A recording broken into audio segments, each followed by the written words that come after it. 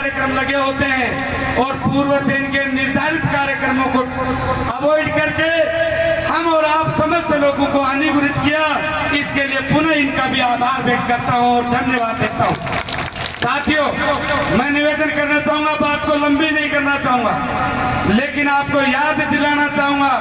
क्योंकि खेतड़ी की जनता भूलती बहुत है। साथियों और पिता तुल्य बुजुर्गों महापुरुषों ने कहा है, बाबा साहब डॉक्टर बी आर अम्बेडकर ने कहा है कि जो व्यक्ति अपने समाज और क्षेत्र का इतिहास नहीं जानता जीवन में कभी तरक्की नहीं कर सकता। साथियों, मैं आपको उन दिनों की ओर लेके चलना चाहूंगा और बताना चाहूंगा कि आजादी के 70 साल से लगातार, चाहे वो सागर बाबा चौधरी साहब चाराज के रहे होंगे, उन्होंने इस खेतड़ी की परिवर्तन की लड़ाई को लड़ा, और चाहे वो एडवोकेट गजानंद जी यादव साहब दड़ोता रहे, उन्होंने खेतड़ी से परिवर्तन की लड़ाई लड़ी, एडवोकेट मूलचंद जी सैनी साहब ने लड़ी, और चिरंजी लाल जी सम्मानित सरपंच साहब ने लड़ी, और तो भारतीय जनता पार्टी जो आज की तारीख में सबसे बड़ी पार्टी बताते हैं और देश में है, उनके निशान पर भागीरथ सिंह निर्माण राजपूत समाज के आदमी ने चुनाव लड़ा, और बसपा ने रामोवतार जी नालपुरिया को टिकट देकर उनको भी चुनाव लड़ाया, लेकिन आपका आशीर्वाद और आपकी टिकट बैठ नहीं पाई। और इसी सिलसिले में आपके आशीर्वाद से और बहुजन समाज पार्टी की अध्यक्षा आदरणीय बहन कुमार मायावती जी ने मुझे आशीर्वाद देकर आपके आशीर्वाद के लिए मैदान खेतड़ी में उतारा।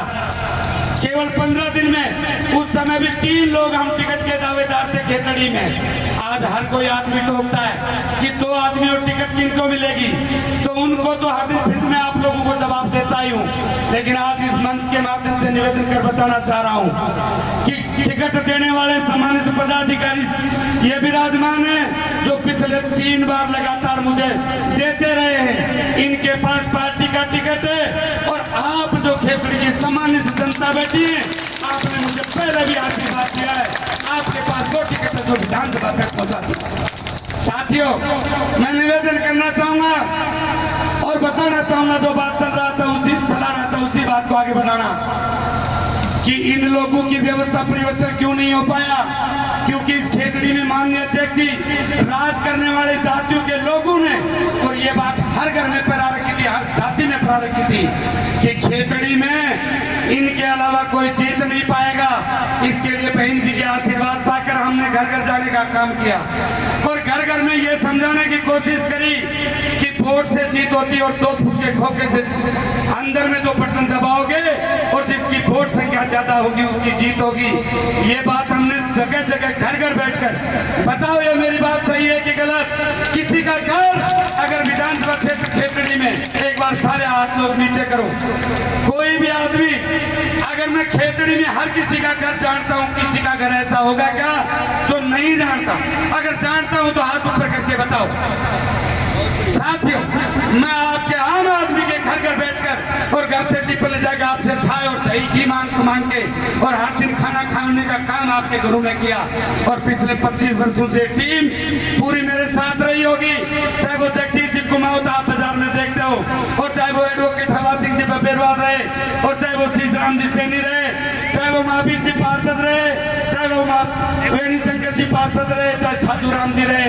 मैं बताना चाहूंगा, चाहे वो हरिराम जी मीणा रहे, चाहे महेंद्र जी मीणा रहे, चाहे अशोक भाई यादव सियोड़ रहा होगा,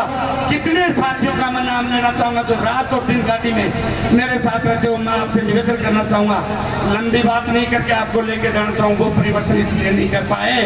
कि बहन जी की और इस खेतड़ी की पुकार आपको समझ में नहीं आई, लेकिन मैं आप लोगों से निवेदन करना चाहूंगा, मेरे एक लड़ लेने के बाद भी आप लोगों की समझ में नहीं आया, लेकिन इन सत्ताधारी पार्टी के लोगों के सपोर्टेड लोगों की जुल्म और जाति इस कदर खिचड़ी में आ गई, जो आपके आशीर्वाद से मैं बताना चाहूंगा। अध्यक्ष जी,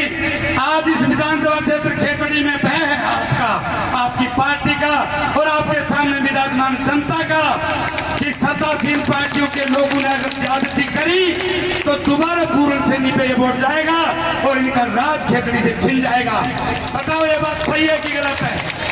ये बात सच है, इसलिए हमारी बहन बेटियां खेतड़ी में सुरक्षित रहने का काम करती हैं और इसलिए हमारे साथ चुनाव और जाति माननीय साहब कांसीराम साहब ने कहा भी है कि जिसका समाज जिंदा भी अध्यक्ष जी के शब्दों को मैं अगर आगे बढ़ाऊं तो इन्होंने बताया माननीय कांसीराम साहब कभी चुनाव में गए थे और उनसे वहां के हमारे अपने समाज के लोगों ने महिलाओं ने साड़ी मांगी और दूसरे पुरुषों ने उनसे गेहूं की बोरी मांगी। तो माननीय कांसीराम साहब ने कहा था कि मैं कांग्रेस पार्टी की तरह आपको 10 किलो अनाज गेहूं के रूप में देने नहीं आया और महिलाओं से कहा था कि मैं आपको 200 रुपए की साड़ी देने नहीं आया, बल्कि मैं बहुजन समाज पार्टी के इस नीले झंडे को आपके बीच में इसलिए लेके आया हूं कि 2000 की साड़ी हमारी माता बहनें खरीदने वाली बने और 10 किलो की जगह एक कुंटल आवश्यकता अनुसार हर आदमी खरीदने के लायक बने। मैं भी आप लोगों से निवेदन करना चाह रहा हूँ, विधानसभा क्षेत्र खेतड़ी के मेरे पिता तुल्य बुजुर्गों, हम साथियों, मातृशक्ति के रूप में विराजमान महिलाएं, पैसा बड़ी बड़ी पार्टियां उस दिन भी बीएसपी का टिकट अगर पैसे में मिलता तो माननीय कुंदन सिंह जी शेखावत बड़ा भी टिकट मांग रहा था और रतिराम जी बरगढ़ भी टिकट मांग रहे थे और दोनों लैंडलॉर्ड लोग थे, उन दोनों को बहन जी ने टिकट नहीं दिया और मुझे आशीर्वाद दे के आप लोगों के बीच में भेजा।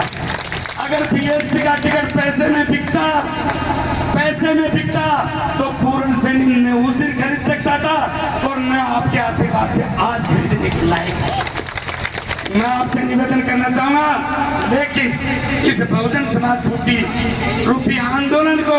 इस मिशन को रात और दिन आगे बढ़ाने के लिए आप छत्तीस बिरादरी और सर्व समाज का आशीर्वाद जो मुझे मिलता है वो दिन दुगना रात चौगुना ताकत देने का काम आप लोगों ने। साथियों, मैं आपको याद दिलाना चाहूंगा, खेतड़ी में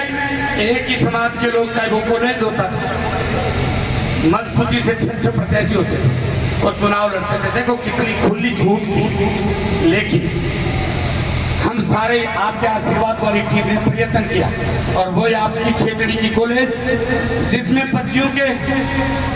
चूनियों से भी पानी पीने के बाद मुंह पूछने का काम इस खेतड़ी कॉलेज में होता था। लेकिन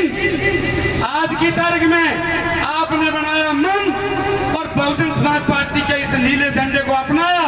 आरती का बटन दबाया और आज की तारीख में इस महाविद्यालय सरकारी कॉलेज में वाल्मीकि की बेटी भी फार्म भर रही है और बनिया ब्राह्मण की बेटी भी चुनाव लड़ने का काम खेतड़ी में करती है। ये व्यवस्था किसने करी? ये आपके उस बटन दबाने की ताकत ने करी। तो मैं आप लोगों से निवेदन करना चाह रहा हूँ, आते हैं चुनाव में हर किस्म के हर तरीके के लोग आते हैं। मैं आपके मान और सम्मान को जब आपने 13 में मुझे आशीर्वाद दिया, हर कोई कहता है माननीय अध्यक्ष जी आपका समय ले रहा हूँ, माफी चाहूंगा, लेकिन बताना चाहूंगा कि ये व्यवस्थाओं का देश है और इस देश में जिस देवता के पुजारे होते हैं वो तो देवता पूजता है। कैसे कि फला मंडी पे जो देवता बड़ा है। अगर आज आपकी जन्मदिन जनसभा उड़ा क्या कहेंगे? नहीं, इसमें तो कहना क्या पत्रकार जी, आप देखते ही हो, हर बार ही कवर करते हो, हर वर्ष ही बहुजन समाज पार्टी की तत्वावधान में ये शिविर लगाया जाता है और जिसमें 500 से 1000 यूनिट हर साल जाती रहती है जो आम आवाम को काम आती है। सर,